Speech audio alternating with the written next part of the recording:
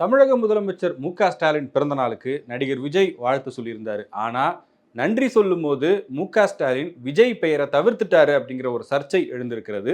என்ன விஷயம் அப்படிங்கிறத இந்த வீடியோல டீட்டெயிலா பார்க்கலாம். தமிழக முதலமைச்சர் மு.க. ஸ்டாலின் நேற்று அவருடைய பிறந்த நாளை கொண்டாடினாரு. அவருடைய பிறந்த நாளுக்கு தேசிய அளவில் இருக்கக்கூடிய தலைவர்கள், பிரதமரில் தொடங்கி அனைத்து அரசியல் கட்சி தலைவர்களும் வாழ்த்து சொல்லியிருந்தாங்க. அதே போல தமிழ்நாட்டில் அவர்களுடைய கூட்டணி கட்சியான விடுதலை சிறுத்தைகள், காங்கிரஸ், கம்யூனிஸ்டுகள்னு தோழமை கட்சியாக இருக்கக்கூடியவர்களும் வாழ்த்து சொன்னாங்க. அதே போல ட்விட்டர் உள்ளிட்ட சமூக வலைதளங்கள்லையும் முதலமைச்சர் மு.க. ஸ்டாலினுக்கு பல தலைவர்கள், நடிகர்கள் வாழ்த்து சொல்லியிருந்தாங்க.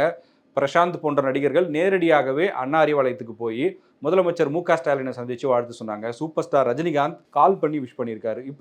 இப்படி திரையுலகம், அரசியல்னு சொல்லி பல்வேறு துறைகளில் இருந்து முதலமைச்சருக்கு வாழ்த்து சொன்னாங்க. ஒவ்வொரு பிறந்த நாளுக்கும் இதே மாதிரி பல தலைவர்கள் வாழ்த்து சொல்றது வழக்கமான ஒன்று தான். இப்போ என்ன பிரச்சனையாக இருக்குது அப்படின்னா, தமிழக வெற்றி கழகத்தின் தலைவரும் நடிகருமான விஜய் தமிழக முதலமைச்சர் மு.க. ஸ்டாலினுக்கு அவங்க கட்சியோட அஃபிஷியல் ஹேண்டிலிருந்து வாழ்த்து சொல்லியிருக்காரு. அந்த வாழ்த்தை முதலமைச்சர் மு.க. ஸ்டாலின் நன்றி தெரிவித்து ஒரு கடிதம் எழுதியிருக்காரு. அந்த கடிதத்தில் விஜயினுடைய பெயரை குறிப்பிடலை. சரி, அந்த கடிதத்தில் யார் யாருடைய பெயர்கள் இருக்குது அப்படின்னா, புரோட்டோகால் படி ஜனாதிபதியில் தொடங்கி துணை ஜனாதிபதி, பிரதமர், மத்திய அமைச்சர்கள், மாநில முதலமைச்சர்கள், தேசிய கட்சி தலைவர்கள், மாநில அமைச்சர்கள், தோழமை கட்சி தலைவர்கள், கூட்டணிக்கு வெளியே இருக்கக்கூடியவர்கள்னு ஒவ்வொருத்தருடைய பெயரையுமே மென்ஷன் பண்ணியிருக்காரு.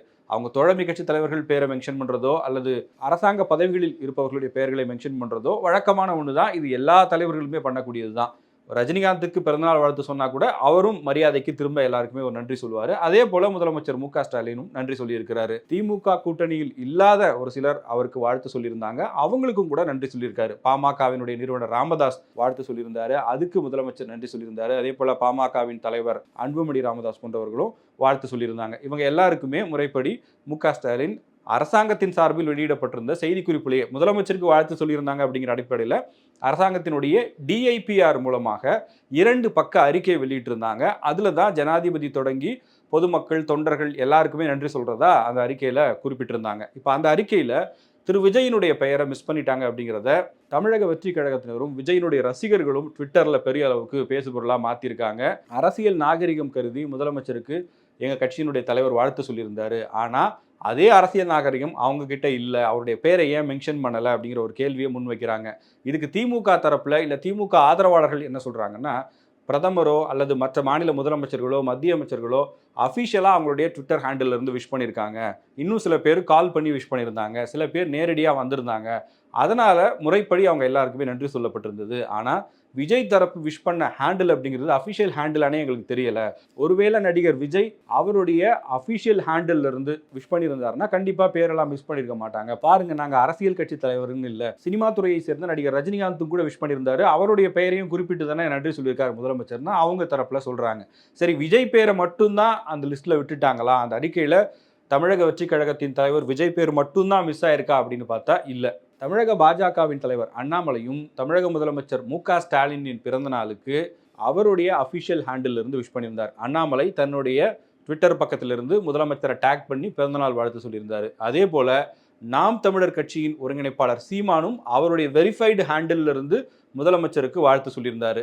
நன்றி தெரிவிக்கப்பட்ட அந்த தலைவர்கள் பட்டியலில் அண்ணாமலையினுடைய பெயரும் இல்லை, திரு சீமான் அவர்களுடைய பெயரும் இல்லை.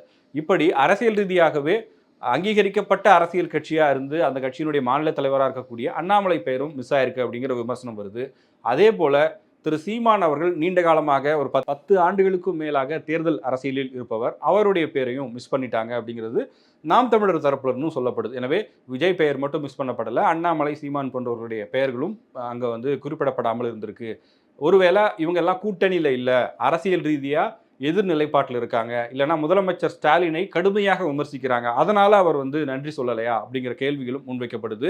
ஆனால் இந்த இடத்துல அதுக்கு தான் ஒரு உதாரணம் சொல்லணும்.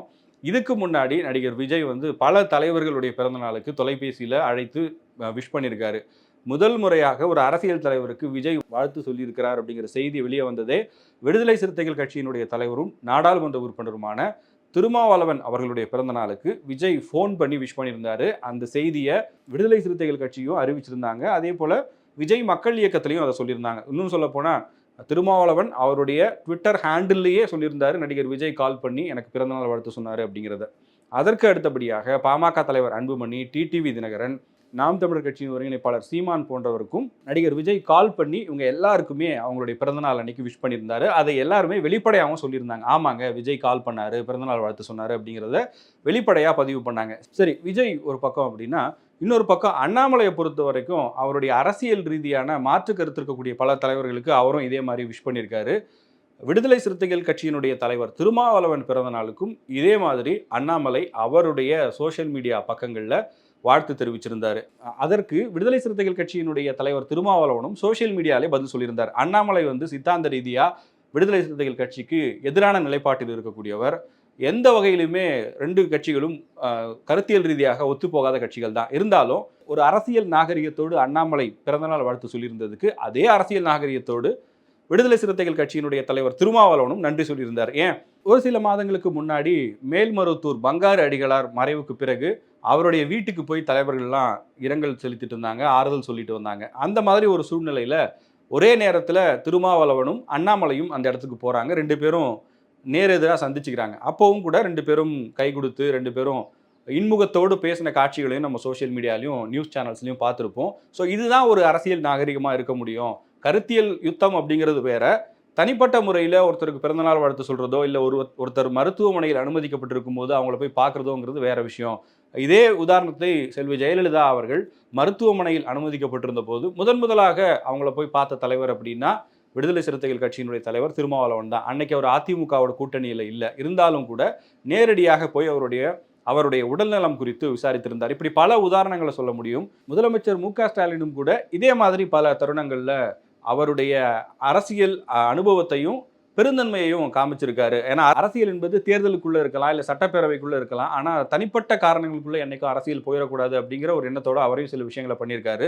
உதாரணத்துக்கு சொல்லணும் அப்படின்னா, முன்னாள் முதலமைச்சர் எடப்பாடி பழனிசாமியினுடைய தாயார் மறைவுக்கு பிறகு நேரடியாக அவர் வீட்டுக்கே போயிட்டு அஞ்சலி செலுத்திட்டு வந்தார். அவரை சந்தித்து ஆறுதல் சொன்னார். அதே போல் ஓபிஎஸ்ஸினுடைய தாயார் மறைவுக்கும் நேரடியாக போய் ஆறுதல் சொல்லிட்டு வந்தார்.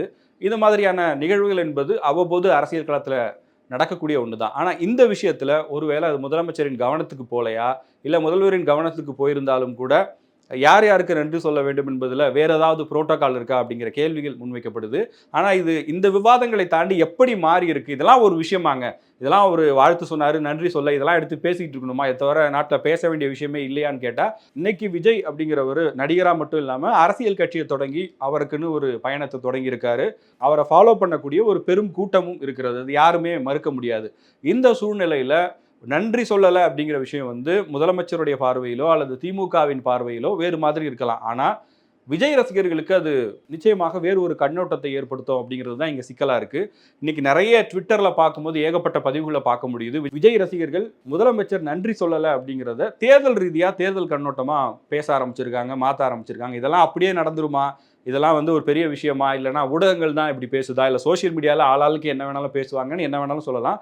பட் அது எப்படி மாறி இருக்குது அப்படின்னா, முதலமைச்சர் நன்றி சொல்லலை, அதனால் நாங்கள் இப்படி பண்ண போகிறோம், தேர்தலில் எங்களுடைய பேட்டர்ன் இப்படி இருக்கும் அப்படின்னு சொல்லி ஒவ்வொரு முறையுமே இன்னைக்கு இருக்கிற அரசியல் சூழ்நிலையில் சின்ன சின்ன விஷயங்கள் கூட பெரிய தாக்கத்தை ஏற்படுத்தும் போது ஒரு கட்சியினுடைய தலைவராக நடிகராக விஜய் வாழ்த்து சொல்லியிருந்ததை அவருடைய அறிக்கையில் குறிப்பிட்டிருந்தால் அது இந்த அளவுக்கு பெரிய டிஸ்கஷனாக மாறி இருக்காது.